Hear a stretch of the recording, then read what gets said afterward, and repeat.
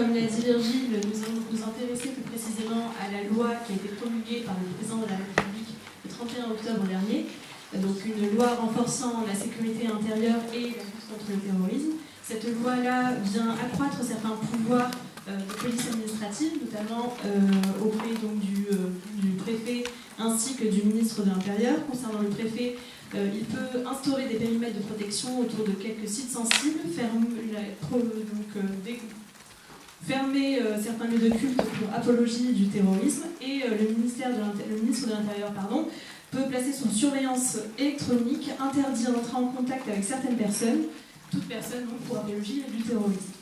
Cette loi a été vue comme une loi des suspects par Raphaël Kempf notamment, enfin Maître Kempf qui est avocat au barreau de Paris. La gauche la compare au texte du Patriot Act, donc américain. Certains, donc notamment à droite, trouvent que la loi ne va pas assez loin. Que pensez-vous de cette loi ? C'est pas parce qu'on est à Sciences Po qu'on ne va pas réfléchir, on est d'accord. Donc avant de répondre à cette question, je voudrais vous dire qu'il y a une problématique au-delà du sujet qui est un peu technique, qui me paraît, moi, essentielle. C'est le couple infernal sécurité-liberté. Alors, ça ne vaut pas être bizarre venant de quelqu'un dont la fonction au cœur de l'État pendant cette période a été précisément de faire en sorte qu'on soit le mieux outillé pour faire face à une menace qui était sans précédent. Mais avant de parler de cuisine, technique, d'outils, parce que tout ça c'est des outils au fond, même si ça a un impact sur le régime des libertés, je voudrais vous inviter à une réflexion extrêmement basique que je vais faire devant vous pendant 5 minutes sur ce que m'inspire ce couple infernal. Donc c'est pas le point de vue de l'ancien CNR, c'est pas un point de vue de hauts fonctionnaires, c'est un point de vue de quelqu'un qui ne s'interdit pas de temps en temps d'essayer de réfléchir. Donc si vous voulez m'accompagner dans cette démarche, j'en serais très heureux. Et à partir de là, peut-être qu'on pourra aussi répondre aux questions, et bien sûr qu'on va y répondre, mais peut-être de manière un peu différente. Alors je vous livre, donc c'est la réflexion que je vous livre, parce que j'y ai réfléchi spécialement pour vous. Je n'avais pas réfléchi avant, en tout cas pas dans ces termes. Donc c'est couple infernal, sécurité, liberté. D'abord, c'est un couple qui pour moi est à l'état gazeux. L'état gazeux parce que c'est à la fois des États et des droits. Alors, qu'est-ce que ça veut dire des États ? C'est des États qui relèvent les deux, la sécurité comme la liberté, de perception. Vous avez tous la perception très, très fine, très intuitive, très personnelle de ce que c'est qu'une liberté. Une liberté, c'est d'abord et avant tout votre capacité à vous mouvoir dans tous les sens du terme, physique, émotion, mouvement. La liberté, c'est tout ce qui ne vous contraint pas. Alors, si on peut donner une définition un peu à la louche. Mais c'est aussi tout ce qui ne vous contraint pas, ça veut dire tout ce qui vous permet de vous mouvoir, et donc ça implique que vous puissiez disposer de vous-même, en sécurité. Qu'on respecte à minima, par exemple, votre intégrité physique. Bon, gardons ça. Je vous ai dit, c'est des États, mais c'est aussi des droits. On sait, on va en parler abondamment, ils sont à différents niveaux, la Constitution, les traités internationaux, les lois, etc. Mais il faut savoir que rien de tout ça n'est ni intangible ni universel.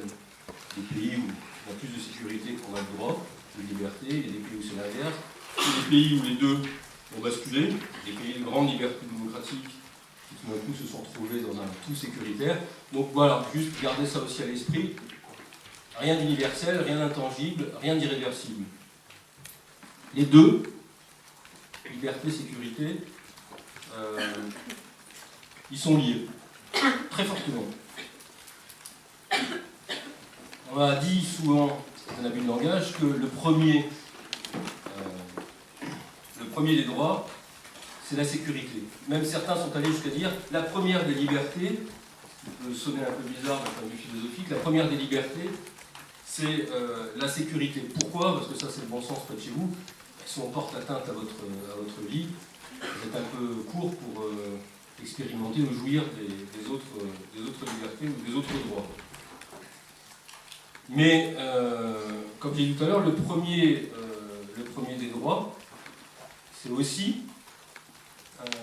qu'on ne s'attaque pas à votre corps, à votre intégrité physique. Donc on est bien dans une interaction entre les deux, où la sécurité et la liberté ont quelque chose, où ils cheminent, en tout cas à certains endroits, ensemble. Elles agissent aussi au détriment l'une de l'autre. Ça, c'est le cœur du sujet que vous vouliez aborder. C'est quoi une liberté absolue?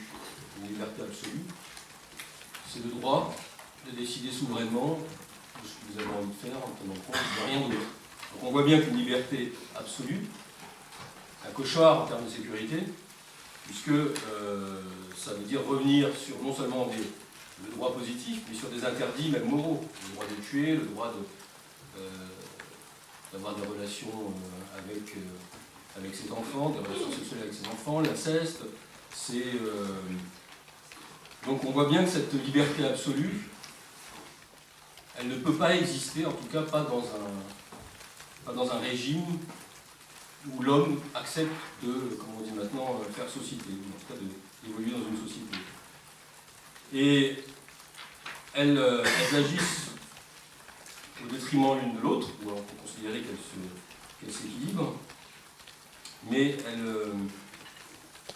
on voit aussi comment, à travers ce que vous venez de dire, la volonté d'exercer une sécurité forte, si ce n'est absolue, entrave absolument aussi ma possibilité d'exercer ma liberté. On parlait tout à l'heure de l'assignation en résidence, l'interdiction de sortir du territoire, toutes ces choses, on voit bien que c'est des contraintes physiques qui s'exercent au détriment de ma liberté. On pourrait aussi prendre l'exemple de l'accès à vos données privées, c'est partie des choses que les services peuvent faire.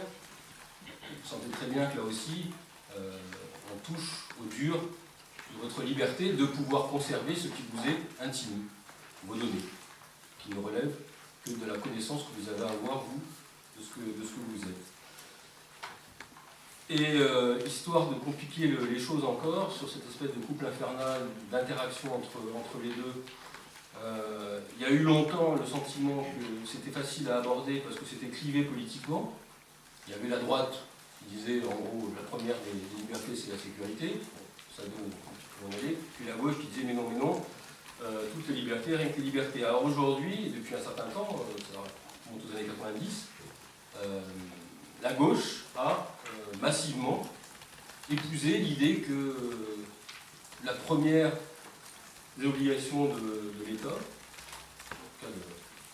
en termes de mesures de souveraineté, c'est bien de garantir la sécurité. Ce qui a fait dire d'ailleurs à certains que bien oui, la sécurité était comme les libertés, à savoir les libertés fondamentales, inscrites dans le dur de nos lois, de notre Constitution, et citant certains articles, mais oubliant quand même que, mais ça vous le savez parce que vous avez fait des études brillantes de sciences politiques, que ce dont on parle, ça n'est pas la sûreté, ce n'est pas la sécurité, pardon, c'est la sûreté. Or, quand en 81, on abolit les régimes d'exception, notamment la Cour de sûreté de l'État, quand Balladur motive l'abrogation du dispositif, il le fait en citant la sûreté, mais non pas pour faire l'apologie de la sécurité au détriment des libertés, mais pour rappeler que cette sûreté dont on parle, c'est la sûreté qui assure à chaque individu la possibilité de se garder, ou plutôt d'être protégé du risque d'arbitraire de l'État. Donc il parle d'une sûreté qui protège l'individu de l'abus de pouvoir de la puissance publique. Donc on ne parle pas du tout de la même sécurité. Je vais terminer juste par un couple de considérations, de façon à ce que ça éclaire aussi nos débats tout à l'heure, parce que je pense que si on ne va pas au fond de cette chose, on va rester toujours à la surface un petit peu de l'écume technique de cette affaire. Je vous ai dit à deux reprises qu'au fond, si on essayait de les traiter comme deux absolus, on voit bien qu'il y a une contradiction absolue, si je veux dire, à les articuler. Pour une raison qui est très simple, c'est que ces deux catégories, elles ressortent de deux grands pôles que vous avez dû tous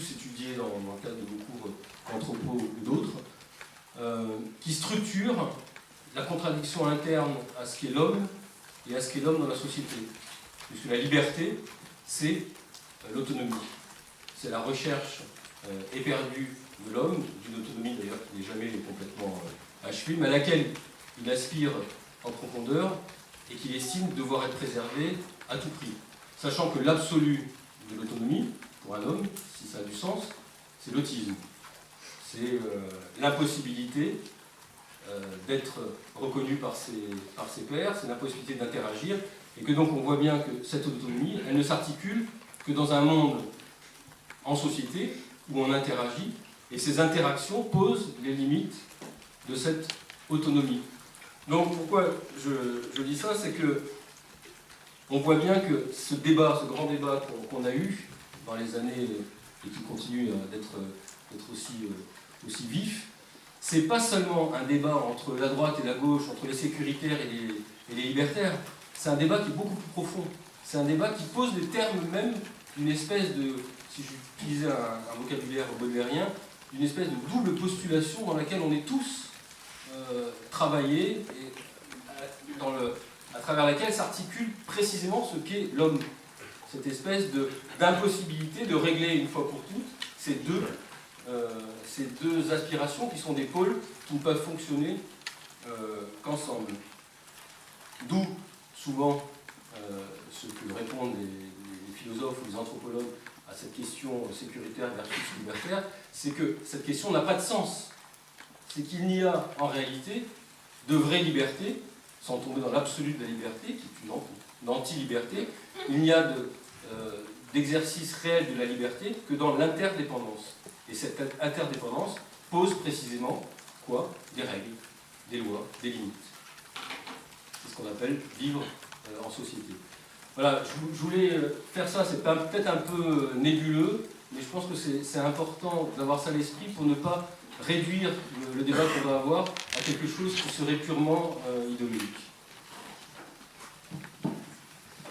Quelques mots pour rebondir sur ce que vous venez de dire et puis pour répondre un peu plus à votre question. Je partage complètement votre analyse. Effectivement, opposer sécurité et liberté, c'est tout à fait stérile. Ça nous met dans une impasse et dans un raisonnement manichéen qui n'a aucun sens aujourd'hui. Au contraire, sécurité et liberté, c'est tout l'enjeu, c'est bien la conciliation et c'est au cœur du pouvoir politique de trouver un équilibre entre sécurité et liberté. La liberté a toujours été conçue d'ailleurs comme une liberté limitée depuis 1789, liberté limitée par le droit et par des notions phares comme l'ordre public et la sécurité. Donc, pour rebondir un peu sur ce que vous venez de dire, alors par rapport à votre question, effectivement, les événements que l'on connaît aujourd'hui, je crois qu'ils bouleversent profondément la liberté, ils mettent à mal, en tout cas ils attaquent profondément cette notion même de liberté, ils en éprouvent la consistance, ils en éprouvent la solidité. Aussi les événements terroristes d'abord, puisqu'ils attendent à nos vies, et la réaction des régimes politiques, puisque le terrorisme a cette vocation-là de créer une réaction par nature excessive, et les régimes politiques réagissent à ces attaques terroristes, à ces événements, et en prétextant protéger les libertés, bien parfois les limites et le rôle des citoyens et des citoyens dans une société démocratique, c'est précisément de veiller à ce que la liberté, nos principes, ne soient pas non plus atteints comme ont pu être lors des attaques terroristes nos vies. Alors cette loi du 30 octobre, pour le dire en un mot, effectivement, disons qu'on est sorti formellement d'état d'urgence, mais substantiellement, matériellement, il y a une continuité indéniable entre l'état d'urgence et la loi du 30 octobre 2017, une continuité matérielle, puisqu'il y a des mesures qui étaient présentes dans l'état d'urgence et qui se retrouvent dans cette loi, et cette fois de manière permanente. En tout cas, de manière permanente, on a vu qu'on va le revoir, je pense, ensemble, elles sont prévues pour quelques années, mais il y a une continuité matérielle. Alors, il y a quelques changements, on y reviendra, mais ça doit interpeller, je crois, les citoyens aussi dans une société démocratique, et notamment au regard de l'état de droit, dont on a beaucoup parlé. L'état de droit demeure, évidemment, le juge intervient, le juge contrôle la légalité, le juge indemnise en cas d'illégalité, le juge judiciaire intervient aussi, on aura l'occasion d'y revenir, mais la qualité de l'état de droit, je crois, se dégrade indéniablement. Il y a une prolifération des lois antiterroristes, on ne compte même plus le nombre de lois antiterroristes adoptées mais pas que depuis ces dernières années, hein, depuis 2001, plus d'une vingtaine de lois antiterroristes, plus de 8 lois ces 5 dernières années. Il y a un empilement de textes. Et je crois que cette loi, elle s'inscrit dans la continuité, mais on aura l'occasion d'y revenir, des lois antiterroristes adoptées en temps normal. Dans la continuité, je crois qu'elle est à la fois redondante et dangereuse. Redondante parce qu'elle n'apporte pas grand-chose en réalité. Il y a une porosité des mesures prévues dans la loi du 30 octobre 2007 avec par exemple les conditions d'ouverture d'une enquête préliminaire.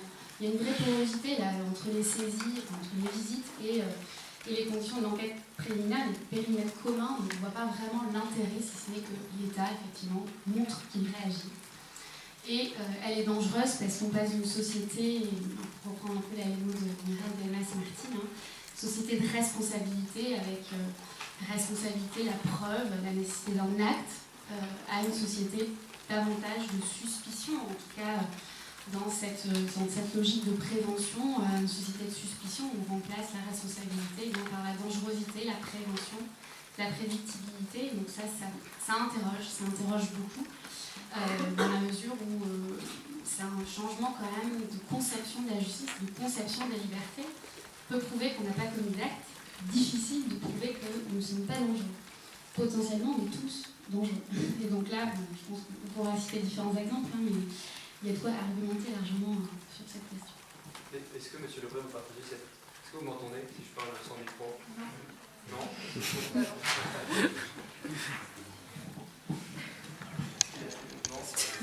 Bon, logistiquement compliqué là. Vous avez une question debout du coup. Pour prolonger dans ce que vous venez de dire, est-ce que monsieur Lebrun, vous partagez cette idée qu'il y aurait une forme de... que cette loi irait dans la continuité des différentes lois antiterroristes qui ont été votées depuis maintenant une trentaine d'années? Est-ce qu'on serait vers une suspicion généralisée qui serait en quelque sorte attentatoire aux libertés? Et comment vous placez le curseur entre sécurité et liberté, comme vous l'avez exposé dans votre intervention liminaire? Où est le curseur et où se place cette loi antiterroriste?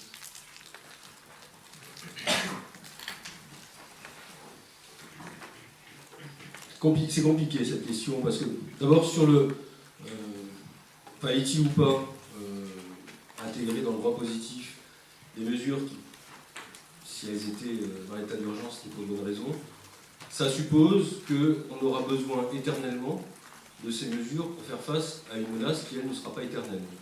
Donc on transcrit dans le droit positif quelque chose qui a vocation à être exceptionnel pour régler un problème qui devrait normalement être transitoire. L'expérience montre que ça a toujours été le cas. Donc c'est un peu antinomique, même dans les termes.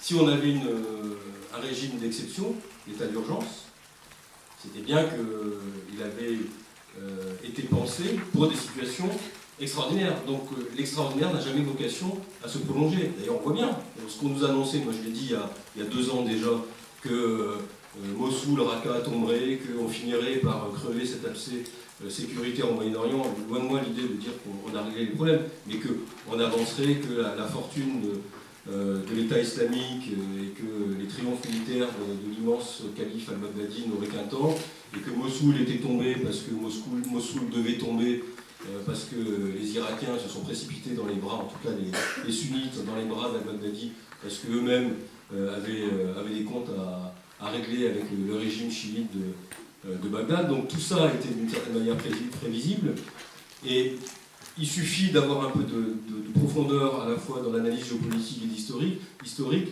pour savoir qu'on ne va pas rester éternellement dans cette espèce de trappe dans laquelle on s'est enfermé. En revanche, si on s'enferme dans une trappe de non-droit, ou plutôt de violation de l'état de droit, c'est plus emmerdant. C'est plus emmerdant parce que ça veut dire qu'il va falloir de nouveau changer les choses.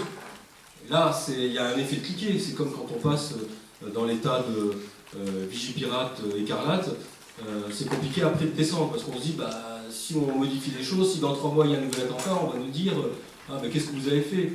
Bon, on voit bien qu'il ne faut pas jouer avec ça. Il ne faut pas jouer avec des éléments qui sont constitutifs de l'état de droit. De quoi on avait besoin, au fond, de plus, et qui figuraient dans l'état d'urgence et qui n'étaient pas dans notre droit positif. Alors on a cité les périmètres contrôlés, donc ça c'est vrai que c'est pratique. Quand vous voulez maintenir l'état de droit, c'est-à-dire nos libertés fondamentales, circuler, se réunir, manifester, faire la grève, tout ce que vous voulez, bon, si vous voulez les maintenir, il faut bien contrôler les périmètres, sinon vous envoyez les gens à la boucherie. Vous dites qu'on n'aurait pas pu faire l'euro si on n'avait pas eu ces périmètres, grâce à l'état d'urgence, qui nous ont permis, sur la voie publique, de contrôler de manière un peu intrusive les gens. Vous étiez consentants, vous étiez bien contents d'aller voir l'euro à Bordeaux ou je ne sais où, et vous n'avez pas eu le sentiment qu'on violait vos droits fondamentaux quand on a ouvert vos sacs. Et pourtant, c'était une mesure qui n'était rendue possible que... Alors après, il faut faire des choix. Quand vous discutez avec les gens du Mossad en Israël, ils vous disent vous êtes complètement couillons.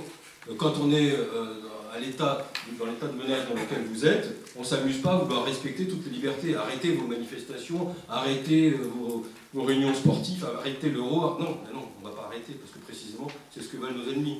C'est ça qu'ils veulent. Ils veulent qu'on arrête tout, qu'on arrête d'être nous-mêmes, qu'on arrête d'aller au spectacle, qu'on arrête de vivre sans avoir peur, etc.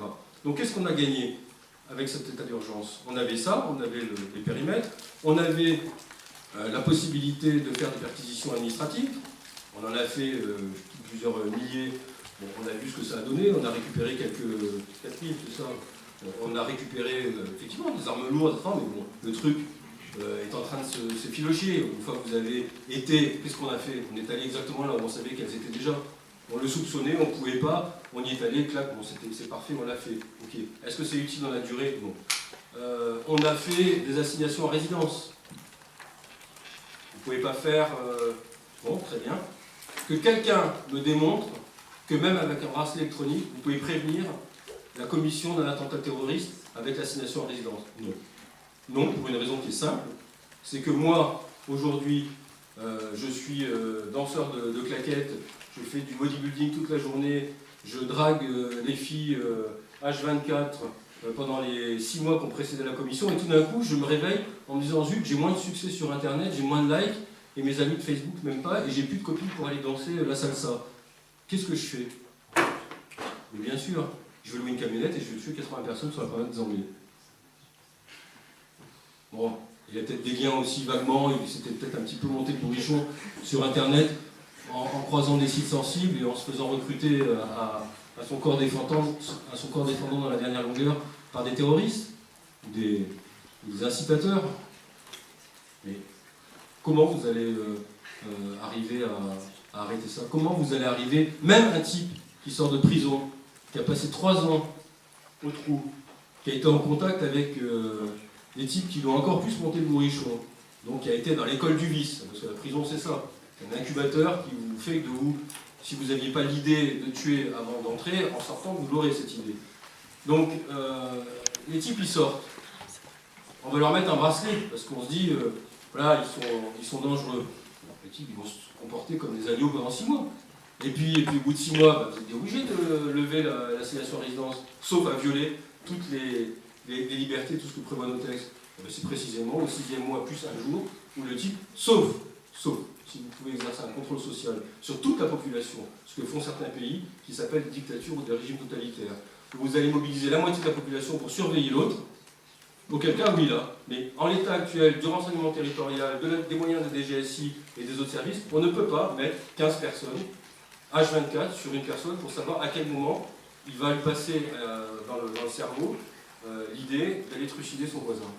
Voilà, donc moi je pense personnellement que c'était pas utile.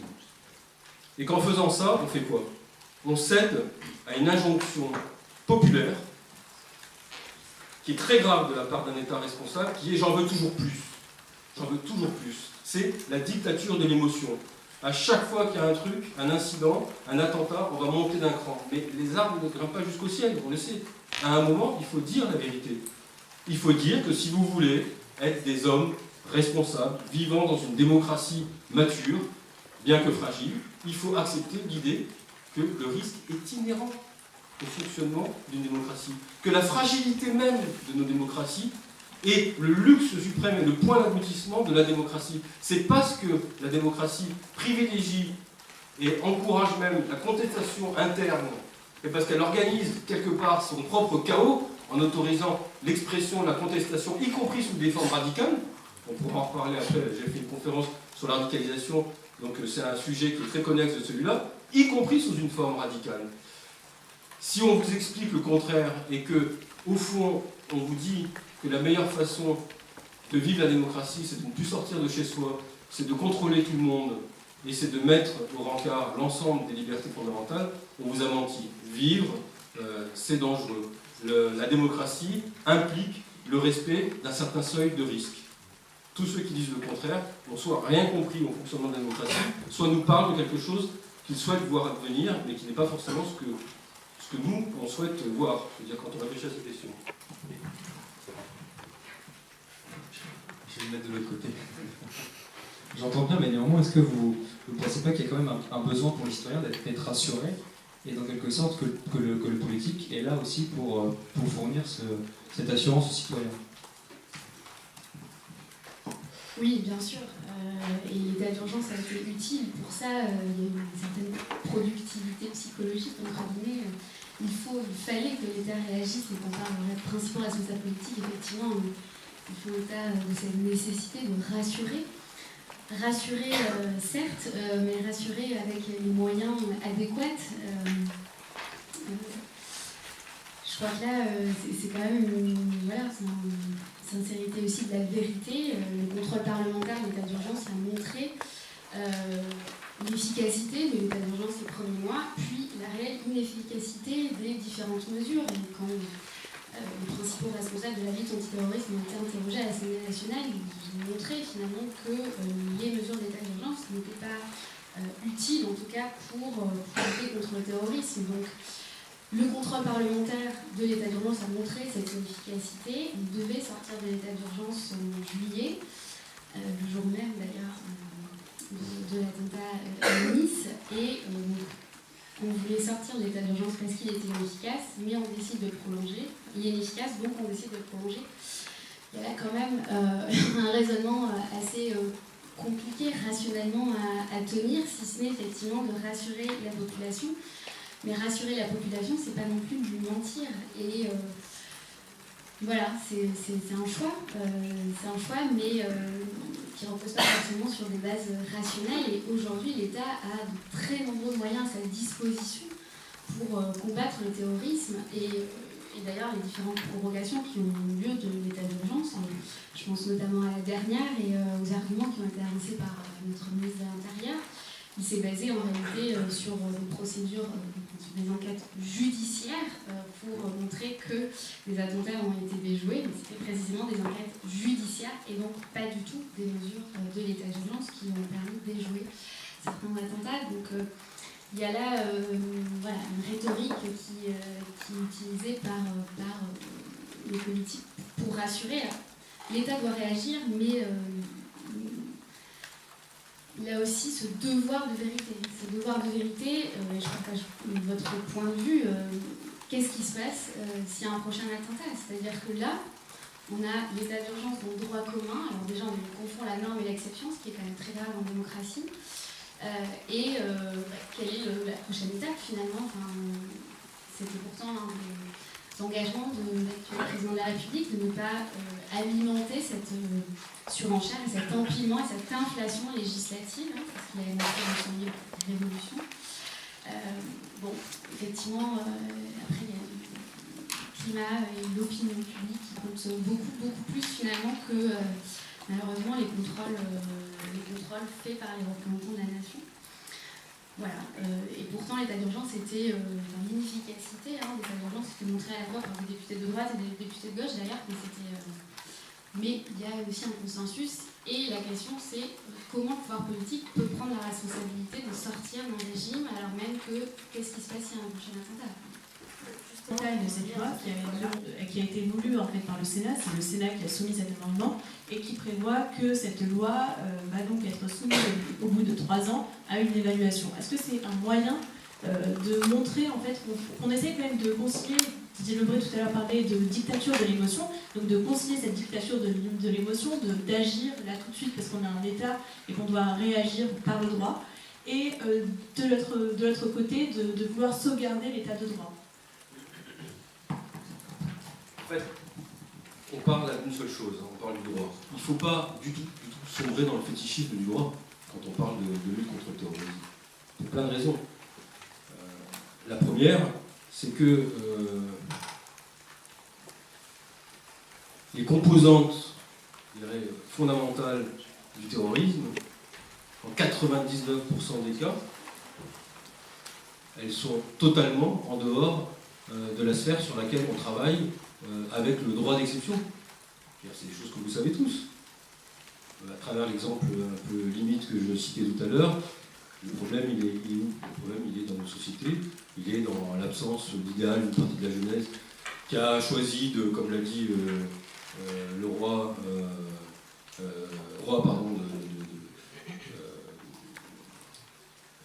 radicaliser, non pas radicaliser l'âme, mais islamiser la radicalité.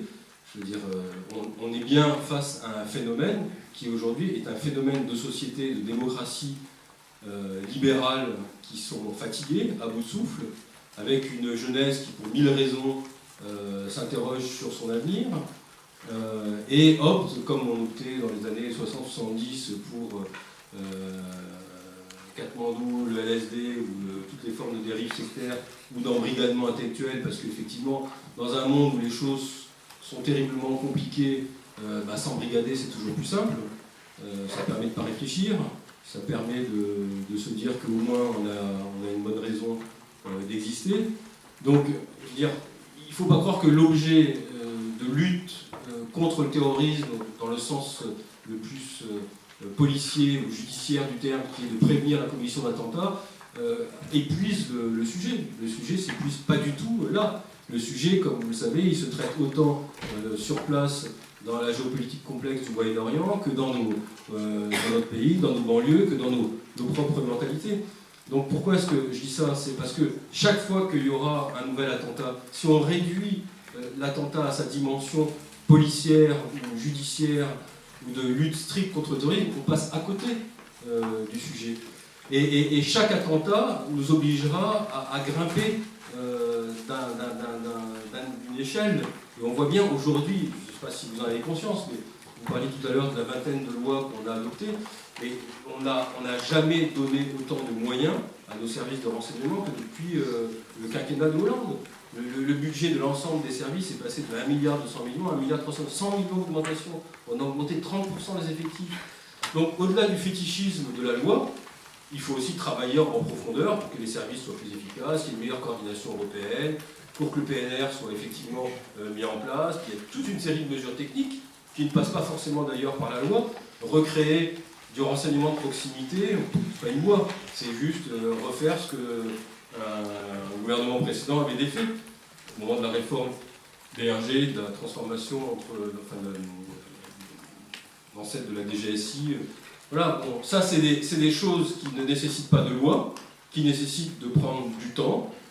Or, le temps, on n'en a pas. Donc quand vous avez une actualité brûlante ou un attentat chasse l'autre, qu'est-ce que vous faites? Vous accumulez les lois. Parce que c'est la magie, c'est le fétichisme de la loi. Vous agitez une loi et vous dites, ça y est, j'ai réglé le problème. C'est la chose la plus facile du monde à faire.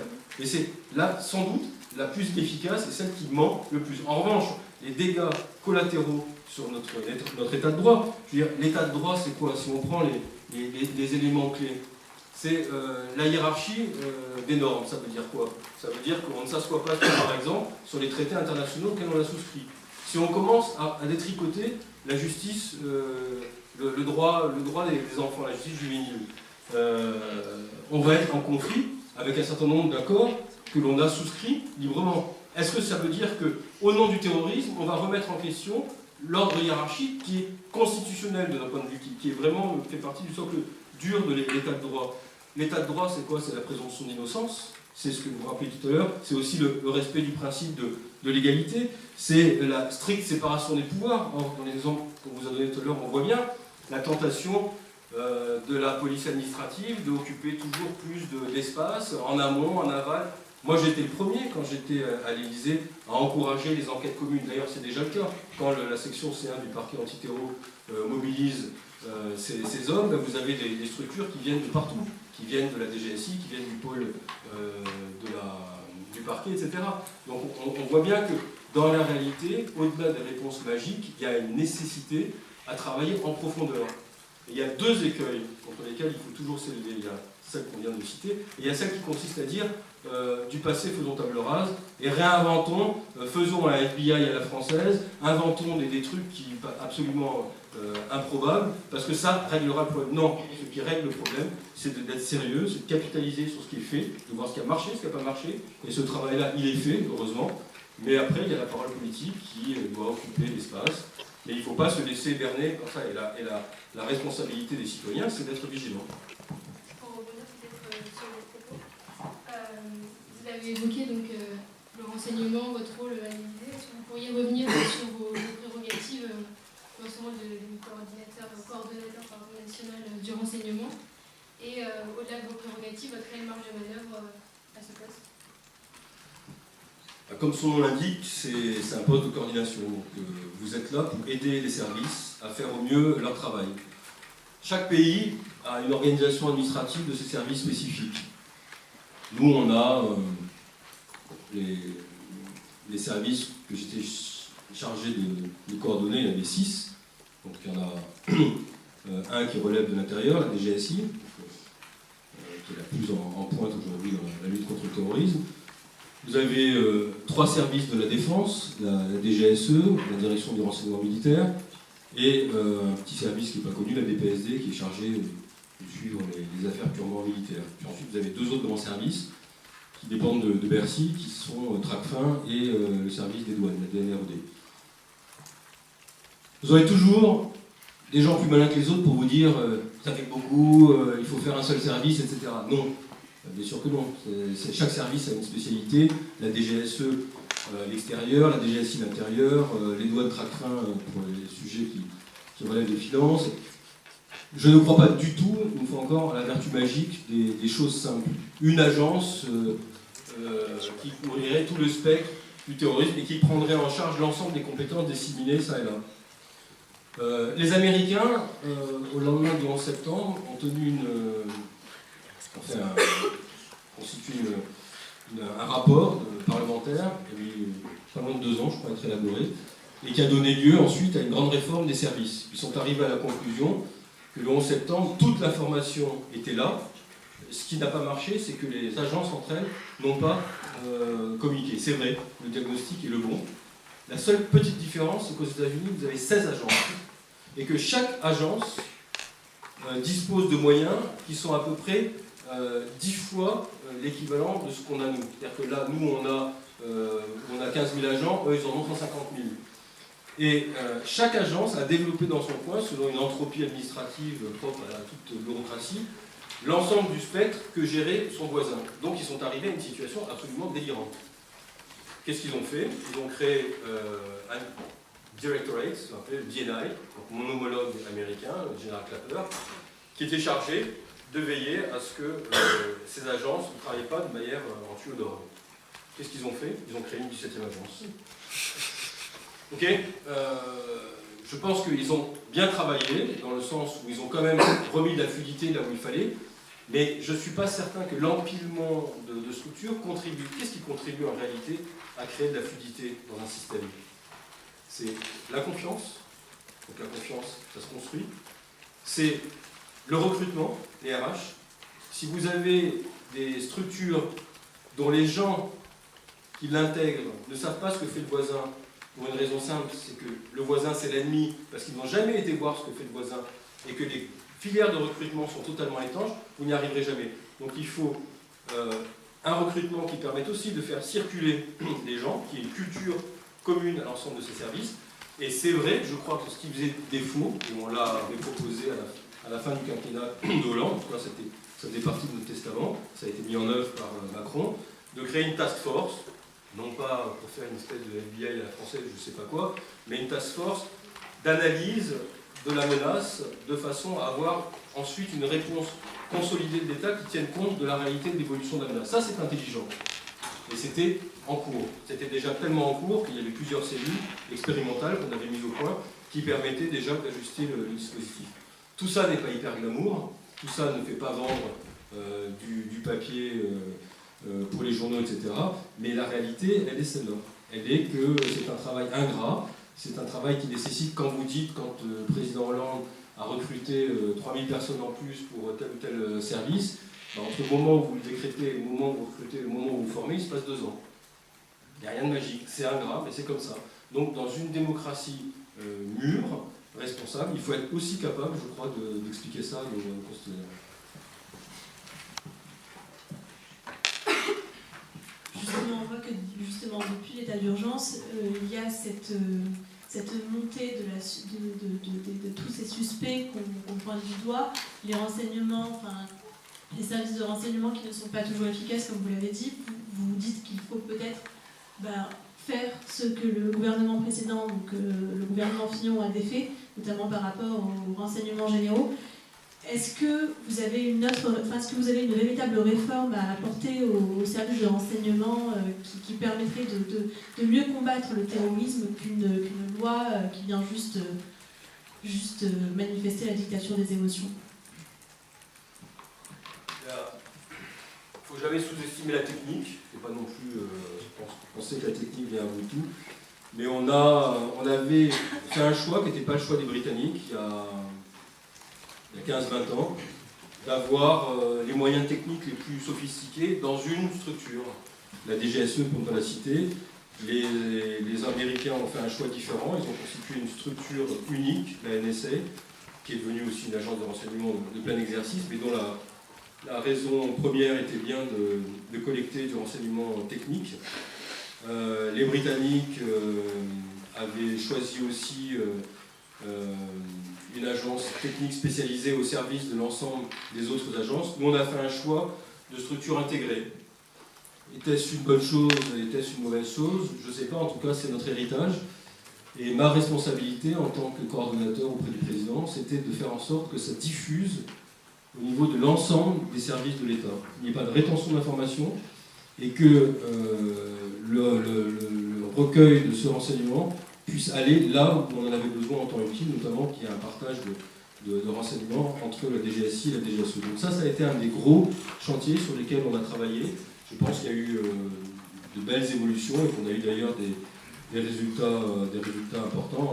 Vous avez entendu, je crois, Colomb, le ministre de l'Intérieur, dire qu'il y a eu une 50aine d'attentats déjoués au cours des trois dernières années. Donc c'est bien la preuve qu'il s'est quand même passé des choses. Après, il y a des aspects, une fois encore, qui sont le renseignement n'est pas que technique, il est aussi humain. On a beaucoup perdu au cours du quinquennat de Sarkozy, donc il a fallu reconstituer des structures qui n'existaient plus, ça a pris du temps. Mais une fois encore, si vous voulez mon avis à la fois d'insider et puis un peu distancié avec le temps, je pense qu'au fond, ça va peut-être vous décevoir, mais ce qui a le plus été utile dans la lutte contre le terrorisme, vous savez ce que c'est? C'est le numéro vert. Ouais. C'est Stop Djihadisme. C'est le jour où on a donné la possibilité aux familles, ou aux voisins, ou à qui vous voulez, de parler, de s'exprimer, de dire voilà, moi j'ai un gamin, là, je ne le tiens plus, je ne sais pas ce qui se passe, je crois qu'elle a eu une peine de cœur, ou j'en sais rien, peut-être que j'aurais pas dû lui mettre une baffe, ou peut-être que sa dernière année à l'école a été catastrophique, on n'arrive que à lui parler, elle s'est mise à regarder Internet en boucle, et puis elle a des fréquentations qui nous paraissent peu recommandables. Je suis face à quoi? Ça, c'est essentiel.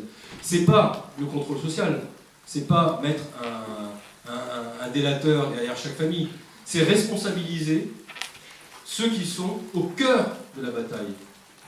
La bataille, elle est presque plus dans chaque famille française qu'à la DGSI ou à la DGSE. C'est chaque famille française qui doit être aidée dans sa capacité à comprendre les phénomènes auxquels elles sont confrontées. Et chaque famille est une histoire. Chaque dérive, chaque radicalisation est en soi quelque chose d'insolite. Vous avez une typologie. On peut dire, moi, quand je regardais les 100 dossiers dans la semaine de gens qui s'étaient radicalisés, je voyais bien, je me faisais des petites statistiques personnelles, il y avait 10% de types qui étaient des profils qui relevaient plus de l'hôpital psychiatrique que d'autres choses. Vous aviez toute une catégorie de jeunes qui étaient en déshérence parce que le père avait décroché, il n'avait plus d'emploi depuis 1 an, perte d'estime, le gamin qui se rebelle, qui teste l'autorité, des chagrins d'amour, des enfants tout simplement en perte de repères parce que ne comprenant plus le monde dans lequel ils vivent, et avec cette formidable lame de fond qui a été le terrorisme 3 ou 4.0 qu'on n'avait pas connu. Bin Laden, c'était un artisan à côté. Là, on a des gens qui ont été formés dans nos écoles. Les types qui ont eu l'idée géniale de mettre les otages, avant de les assassiner, dans des costumes orange, croyez-moi, celui-là, il a oublié d'être idiot. Qu'est-ce qu'il a fait? Il a envoyé un signal très clair à tous les gamins qui pensaient qu'elle n'était pas si terrible, cette cause-là. Mais en faisant ça, il a dit quoi? En faisant ça, ils ont fait quoi? Ils ont montré qu'ils ont envoyé un message direct aux Américains. Vous avez eu Guantanamo? On a l'État islamique. Barbarie, opposé à une barbarie. Mais tout ça, dans l'esprit un peu confus de jeunes, de gens qui ne savent plus très bien où on habite, ça a une puissance mais extraordinaire. Donc ça aussi, c'est quelque chose qu'il a fallu et qu'il faut détricoter. Qu'est-ce que c'est en réalité que la terreur? C'est pour ça que ce terme de radicalisation, il est extraordinairement piégeant. Il est piégeant pourquoi? Parce que d'abord, on revient à ce qu'on disait sur l'état de droit et sur les régimes d'exception, la radicalité, c'est pas un problème. La science copernicienne, elle a été radicale. Elle s'est radicalement opposée à une vision obscurantiste et moyenâgeuse de l'origine du monde, de la place centrale de la Terre par rapport au reste des planètes. De la même façon, quand vous avez un homme qui se dresse, Gandhi pour ne pas le citer, seul face à l'Empire britannique, dans un acte de désobéissance civile absolue, c'est un acte radical. La radicalité, en soi, c'est pas un problème. L'homme, on revient à ce que je disais tout à l'heure sur ces idées de liberté absolue et d'interaction entre les hommes, l'homme, à certains moments, se dresse et dans sa radicalité, fait faire des changements. C'est pas ça le problème. C'est pour ça que le concept de radicalisation est un concept qui nous a tous un petit peu piégés, comme si ça allait de soi qu'à un moment d'avoir des positions fortes face à des situations qui sont aussi des situations d'absolutisme. C'est-à-dire 1789, ça n'est jamais que la réponse à une situation d'absolutisme, la monarchie absolue de droit divin. Qui aujourd'hui se plaindrait, alors on peut toujours avoir des nostalgiques, se dire que c'était mieux avant, mais je veux dire qu'on a opposé deux formes de radicalité, et il y en a une qui l'a emporté sur l'autre. Mais dans la radicalisation telle qu'on a essayé, en tout cas de la prévenir, une fois encore, ce qui a le plus marché, c'est d'avoir restauré l'ensemble d'un dispositif qui manquait autour des préfets, les services de réinsertion sociale, l'éducation, les accompagnateurs et la famille. Chaque fois qu'on a eu des cas de retour à la normale, ça a toujours été grâce à la participation active des familles qui ont repris le gamin là où ça s'était arrêté, là où l'enfant avait besoin de reconnaissance, où il avait besoin de réponse, on l'a récupéré. Donc voilà, c'est un discours qu'on n'a pas beaucoup entendu, malheureusement. Mais le fétichisme absolu du droit ou le contre-terrorisme uniquement des services, ça n'est pas, une fois encore, toute la solution. Je remarque ce qui vient d'être dit. Alors, d'abord un petit clin d'œil, puisqu'effectivement on parlait de désobéissance civile. On est réunis dans un amphi, la Boétie, qui a écrit de la servitude volontaire, qui parlait précisément dès le XVIe siècle de désobéissance et les raisons qui expliquent l'adhésion de la population à un gouvernement et la légitimité du gouvernement. Il y a là encore les écrits, les anciens, qui nous rappellent toute l'actualité finalement de leur œuvre. Deux petites remarques. D'abord, effectivement, sur la limite du droit dans la lutte contre le terrorisme. Le droit est très mobilisé, beaucoup trop mobilisé. Il y a aussi évidemment d'autres leviers à mobiliser.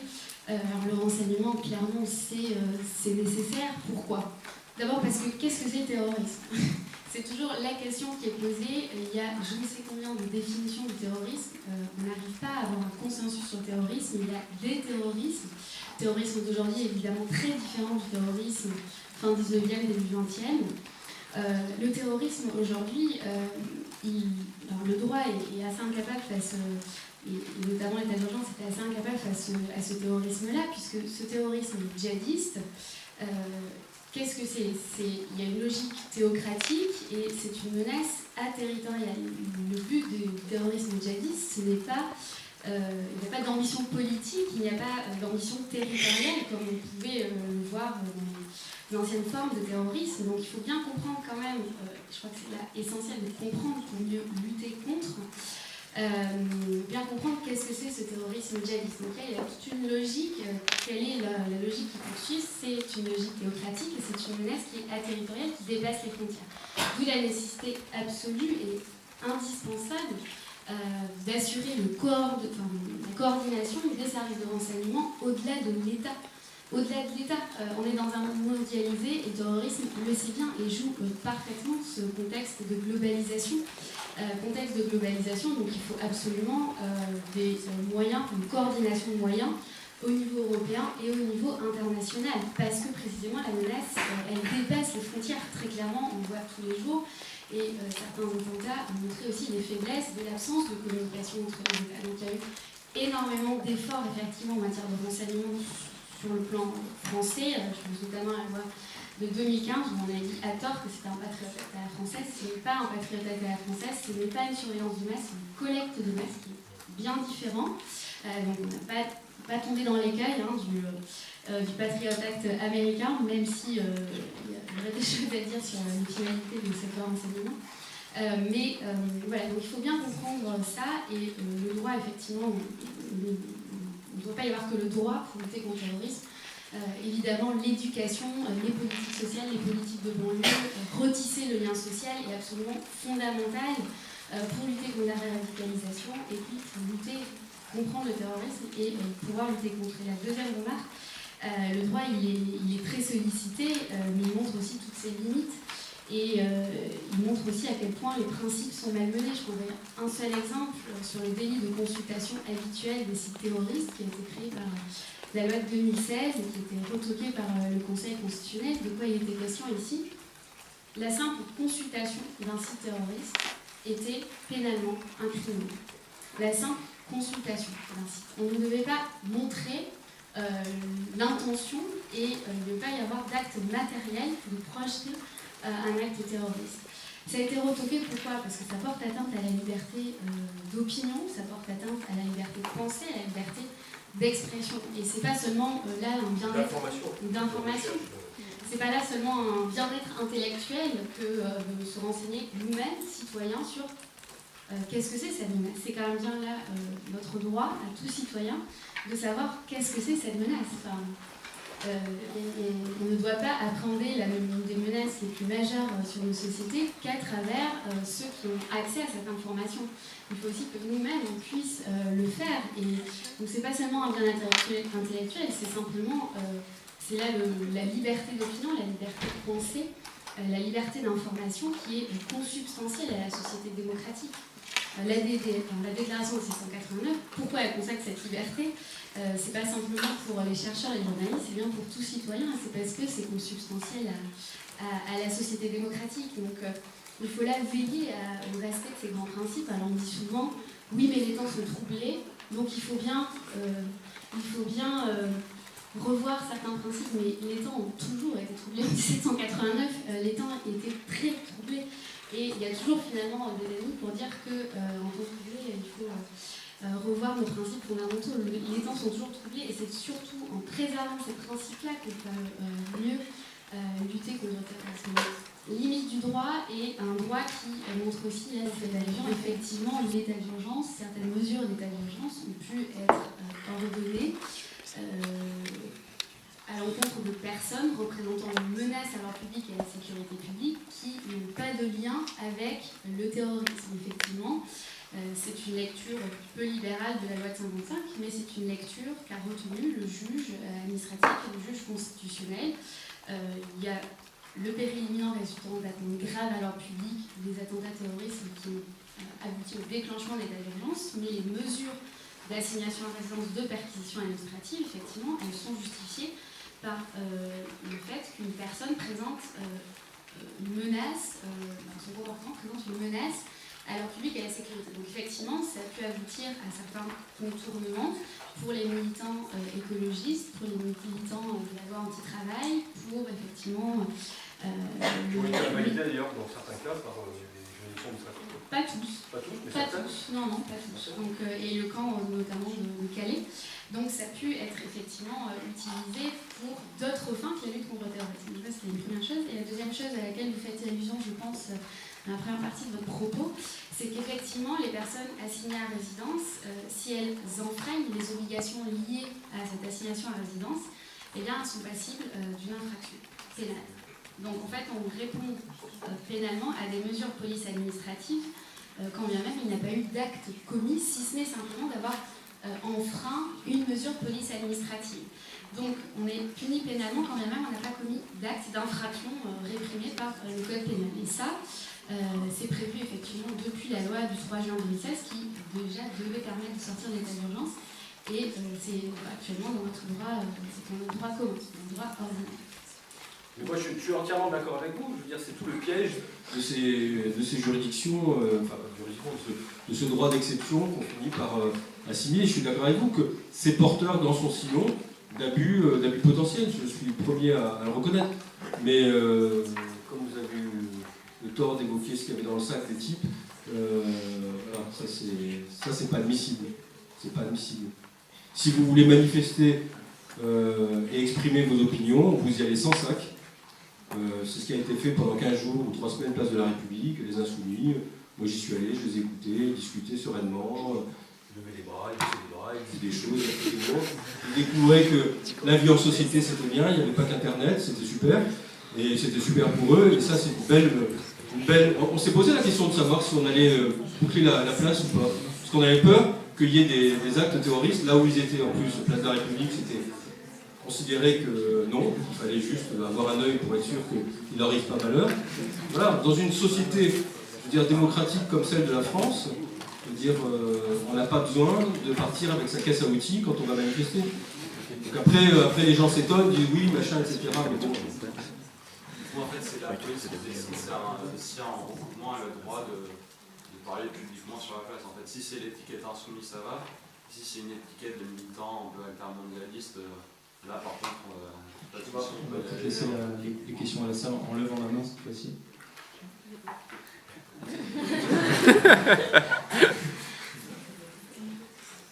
T'as d'autres questions? Oui. Du coup, je te donne pas le micro. On a parlé beaucoup de l'état d'urgence en France, notamment en Europe. Est-ce qu'on a des dispositifs équivalents qui sont présents dans le droit comparé?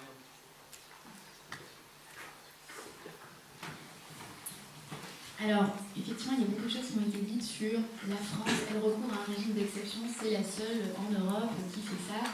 Il faut quand même se garder de comparaisons hâtives. La Grande-Bretagne, par exemple, ce n'est pas parce qu'elle n'a pas recouru à un régime d'exception qu'elle n'a pas des mesures qui sont très très loin en matière de lutte contre le terrorisme et très attentatoires aussi aux libertés. Donc il faut faire attention entre le régime formel d'exception avec l'étiquette état d'urgence et ce qu'il y a vraiment dans l'état du droit. La Turquie a recouru à l'état d'urgence encore aujourd'hui, l'Égypte. En Europe, effectivement, c'est plutôt passé par le droit commun, mais encore une fois, avec des dispositifs qui vont assez loin dans la lutte contre le terrorisme. Voilà. Il y a une mesure dont on n'a pas parlé qui était dans l'état d'urgence, c'est la possibilité de réinstaurer immédiatement et sans consultation préalable le contrôle de nos frontières. Ça ne veut pas dire la fermeture des frontières, c'est le contrôle. C'était indispensable de le faire pour envoyer un signal très fort à tous ceux qui avaient envie de traverser la frontière pour venir nous faire péter des bombes chez nous, que ça allait être plus compliqué. Il fallait le faire, ça c'était indispensable. Toujours pareil. Effet d'annonce, mesure qui a un certain degré de réalité et qui peut avoir son utilité. Mais après, quand vous regardez les choses en détail, vous apercevez que dans la France d'aujourd'hui et dans l'Europe d'aujourd'hui, on est incapable de contrôler les centaines de points de passage qui existent sur l'ensemble des frontières. Même en recréant un corps de douaniers ou de volants, etc., on ne peut pas. Donc on voit tout de suite la limite. Comment? On manque de moyens. C'est pas le droit. Il ne suffit pas de dire l'état d'urgence, crac, on remet un contrôle aux frontières et ça y est, c'est fait. Non, c'est pas... Question peut-être? Oui. Oui, bonsoir. Moi, en vous entendant parler depuis tout à l'heure, il y a une idée, il y a une période en fait qui me vient en tête, pendant des d'état d'urgence, etc., c'est la guerre d'Algérie. Voilà. Donc je pense que ça transparaissait un petit peu dans tout ce que vous disiez, l'état d'urgence, etc. Donc apparemment aujourd'hui, la période d'état d'urgence, elle a été plus longue que pendant la guerre d'Algérie. Oui. Parce qu'on a dépassé, en termes de gravité, etc. En quoi est-ce que ça remet en cause l'état de droit, dont on sait qu'il a été bafoué pendant les événements. Et puis deuxièmement, je voudrais que vous nous parliez de la question de la déchéance de la Quand nation. vous parlez de la guerre d'Algérie, c'est la décennie noire? Non, je parle La de guerre la d'Algérie. guerre d'Algérie. Ah, notre guerre, d'accord, ok. La première. Enfin, la première, la seule. Est-ce que vous pourriez me parler de la question de la déchéance de la nationalité? Pourquoi est-ce que ça n'a pas tenu? Pourquoi est-ce qu'on ne l'a pas gardé? Et en quoi est-ce que ça a pu aussi remettre en cause l'état de droit? Deux questions en une. Je reprends juste sur la déchéance de nationalité. Sur la déchéance de nationalité, c'est typiquement la mesure sous l'émotion. Pourquoi? Moi, je me souviens très très bien de cet épisode, parce que je trouve que malheureusement, je l'ai vécu. On a, pour la première fois depuis des mois, au lendemain du 13 novembre, des signaux qui remontent de nombreux endroits de France, notamment sur Internet, où une partie de nos concitoyens, l'extrême droite pour ne pas la citer, envisage de se faire justice à elle-même, considérant que ce gouvernement d'incapables et de socialistes est dans l'incapacité absolue de restaurer quelque forme d'autorité que ce soit, se disent bon, on va y aller nous-mêmes. Après, on sait ce que ça veut dire. Vous avez une espèce d'écume sur l'internet, que ce soit le darknet ou autre chose. Vous avez en permanence des gens qui vomissent leur haine de l'autre et de tous ceux qui ne sont pas eux. Et notamment, il y a un très très fort relent islamophobe dans beaucoup de ces sites. C'est grave, mais bon. Mais là, on franchit un seuil. Au lendemain du 13 novembre, on voit des gens qui commencent éventuellement à suggérer des idées, voire même très concrètes. C'est pas anecdotique pour un responsable politique. Ça veut dire quoi? Ça veut dire que l'autorité, à un moment, elle est là pour arrêter les frais, si j'ose dire. C'est-à-dire qu'il faut que, quelque part, on sente qu'il va y avoir une réponse proportionnée à ce qu'on vient de subir. Ce qu'on a subi le 13 novembre, pour beaucoup de Français, c'était insupportable. Beaucoup plus que Charlie. Charlie, c'était le génie français, quelque part. C'était l'irrespect absolu. C'était très grave aussi. C'était la liberté de la presse. C'était notre côté. Rien, aucun sujet ne présente un quelconque caractère d'interdit. Rien n'est tabou. Tout est très français. Dans beaucoup de pays dans le monde, les gens n'ont pas compris. Bon, ils sont morts après tout, ils l'ont bien mérité. S'ils arrêtaient de dire des horreurs sur tout le monde. En France, non. C'est vraiment le pays qui incarne le plus cette conception de liberté absolue. Rien n'est sacré. Et on peut, fort heureusement, débattre de l'islam. Et on peut très bien dire que, de la même façon qu'on peut être contre une religion, on peut être contre telle religion, telle religion. Ça ne remet pas en cause ce qui est interdit, comme vous le savez. C'est de menacer ou de livrer à la vindicte ceux qui pratiquent cette religion, ce qui est totalement différent. Donc Charlie, c'est une chose. Le 13 novembre, ça frappe beaucoup plus les esprits, parce que tout le monde s'est senti concerné. On avait tous des gens qui étaient quelque part. Et on a eu le sentiment qu'ils voulaient frapper ce qui était encore plus le noyau dur de notre pays, c'est-à-dire ce qu'on a quand même réussi à faire en matière d'intégration, de vivre ensemble, etc. Et c'est pas un hasard d'ailleurs qu'il soit attaqué à cet arrondissement, le 11e. Et on sent qu'il y a une frange de la population qui cherche une réponse basique, simple et immédiate. On va aller frapper des mosquées, on va faire pardonnez-moi l'expression, des ratonnades, on va aller, etc. Donc vous faites quoi quand vous êtes chef de l'État? Vous restez les bras ballants. Le président de la République, le lendemain, a fait venir les uns après les autres tous les chefs des responsables des partis politiques et leur a dit qu'est-ce qu'on fait pour maintenir la cohésion du pays? Parce que il faut voir où on était à ce moment-là. Une étincelle dans une banlieue parisienne mettait le feu au pays. Ça, moi j'en ai l'intime conviction. Le pays était à un point de nervosité, de rupture, d'exaspération telle qu'il faut que ça exulte. Il y a des moments où il faut qu'on se soulage. Qu'est-ce qu'il a dit? Il a écouté tous les responsables politiques et tous ont dit la même chose. Il faut un pacte d'union nationale. Ce pacte d'union nationale, c'est quoi? C'est dire que quand on est français, ça se mérite. Quand on est français, on adhère à des valeurs. Ceux qui ne sont pas dans cette logique ne méritent pas la nationalité française. D'où l'idée totalement saugrenue de priver de la nationalité des Français. Et tous les Français ne pouvaient pas être privés de nationalité pour une raison simple, c'est qu'en France, on n'accepte pas, parce qu'on a adhéré à les conventions, l'apatridie. Donc ne pouvaient être déchus de la nationalité, manque de bol, que les doubles nationaux. Absurde. Donc on a envoyé le pire message au moment où on avait besoin de cohésion nationale. On a dit, ben voilà, il y a deux types de Français. Il y a des Français puis des infra-Français. Il y a les Français qui, quoi qu'ils fassent, ils pourraient tuer leur père, leur mère et leurs enfants, qui conservent la nationalité. Mais il y a les autres qui sont un peu borderline, on ne sait pas trop s'ils sont vraiment Français. Ceux-là, on ne va pas se gêner. Le message était épouvantable, épouvantable. Et là-dessus, on a perdu beaucoup de plumes. Parce qu'on a voulu jouer, une fois encore, avec le socle, pas seulement l'état de droit, mais l'esprit même de ce qu'est la République, c'est-à-dire l'égalité de tous devant la loi. Il n'y a pas des Français et des demi-Français, il n'y a que des Français, quelle que soit leur origine. Pour rebondir sur vos deux questions, alors la première, l'état d'urgence, effectivement, l'état d'urgence a été mobilisé à plusieurs reprises sous la Ve République et avant, du coup, lors de la guerre d'Algérie, l'état d'urgence, là, a été la durée la plus longue mobilisée par rapport à la guerre d'Algérie. Et justement, après la guerre d'Algérie, on a modifié le régime de l'état d'urgence pour préciser que la loi de prorogation de l'état d'urgence fixait sa durée définitive. Chose que les gouvernants ont interprétée de manière très large, et notamment définitive a été interprétée de manière définie. Manière définie, habile, puisque du coup, une loi de prorogation fixait une durée définie, mais une autre loi de prorogation fixait une autre durée, et qui était toujours définie, mais qui n'était donc plus définitive. Et là, je rebondis sur cette question, parce que le projet de loi constitutionnel de protection de la nation avait enlevé le mot définitive. Alors on a présenté la nécessité de constitutionnaliser l'état d'urgence en disant qu'il faut donner la garantie la plus haute que sous l'effet des circonstances, les différentes majorités ne remettent pas en cause l'état d'urgence, en tout cas garantir un certain socle. Il n'y avait aucune limite, c'était un statut donné à l'arbitraire finalement. Cet état d'urgence, c'était un copier-coller de la loi de 1905, ça n'apportait rien, c'est une pure redondance, c'est une instrumentalisation politique absolue de la Constitution. Ça ne limitait pas le pouvoir. C'est quoi l'objet d'une constitution? Refaire un cours de première année, mais c'est bien là limiter le pouvoir politique et ça, en rien, n'atteignait cet objectif. Et sur la déchéance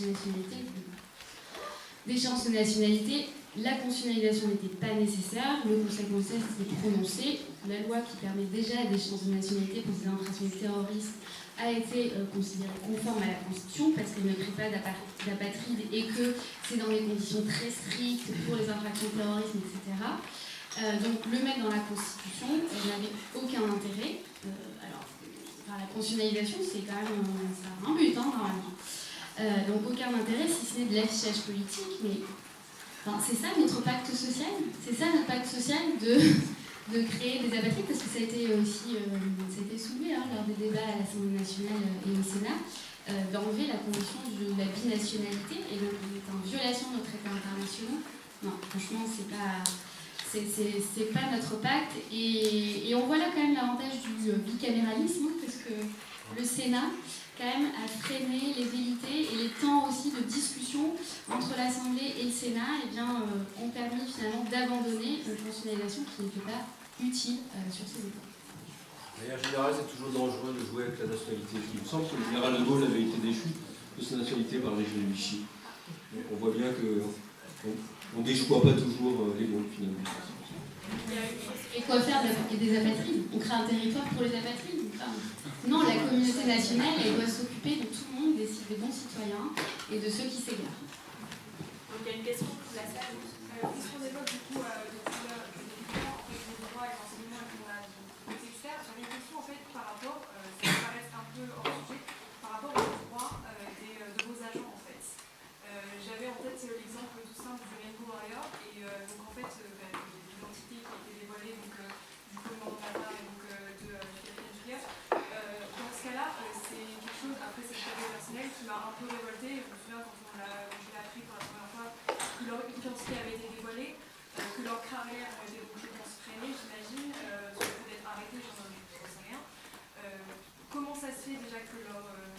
identité a été dévoilée et comment sont protégés en fait les agents dans ces situations-là, que ce soit pour là bon c'est des bénéfices, hein, mais que ce soit dans des actes terroristes ou des choses comme ça, des coups manqués, des choses qui ratent, qui loupent, comme il peut y en avoir partout. Comment sont protégés en fait ces personnes qui ont quand même partie d'un corps de métier très très particulier et très intéressant. Vous n'êtes pas de la famille? Dans la famille du Rainbow Warrior. Normalement, le propre d'un service, c'est comment dire, les agents ont un régime de protection, mais